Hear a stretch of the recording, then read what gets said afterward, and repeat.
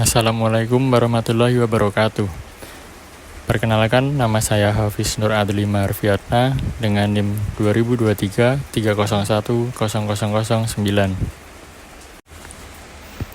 Di sini saya akan membahas mengenai resum dari materi pertemuan pertama radiologi dasar. Pada pertemuan pertama tersebut membahas terkait radiasi. Apa itu radiasi? Dalam istilah fisika, pada dasarnya radiasi adalah suatu cara perambatan energi dari sumber energi ke lingkungan tanpa membutuhkan medium.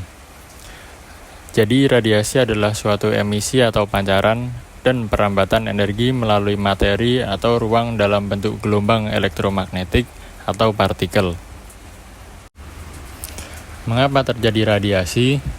Radiasi terjadi karena atom atau inti atom yang tidak stabil melepaskan energi untuk mencapai keadaan yang lebih stabil. Ketidakstabilan ini biasanya disebabkan oleh ketidakseimbangan antara jumlah proton dan neutron di dalam inti. Proses pelepasan energi inilah yang disebut radiasi dan berlangsung hingga atom mencapai kestabilannya. Nah, gambar tersebut menunjukkan struktur atom menurut model Born.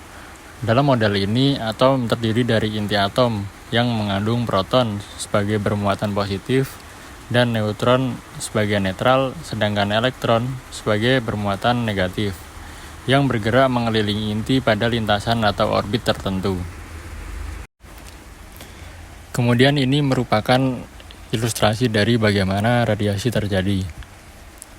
Ilustrasi tersebut menunjukkan proses perubahan dari atom stabil, atom tidak stabil, hingga atom menstabilkan diri. Pada atom stabil, jumlah elektron di setiap kulit orbitnya seimbang, sehingga energi atom tetap. Namun, jika salah satu elektron terlepas dari orbitnya, atom menjadi tidak stabil karena terjadi kekosongan pada salah satu kulit elektron. Untuk kembali stabil, elektron dari kulit luar akan turun mengisi kekosongan tersebut. Dan saat perpindahan ini terjadi, atom melepaskan energi dalam bentuk radiasi atau sinar X. Proses inilah yang menggambarkan bagaimana atom memancarkan radiasi untuk mencapai kestabilan kembali. Kemudian ada jenis-jenis radiasi. Di sini massa dibagi menjadi dua, yaitu radiasi elektromagnetik dan juga radiasi partikel. Radiasi elektromagnetik tidak memiliki massa.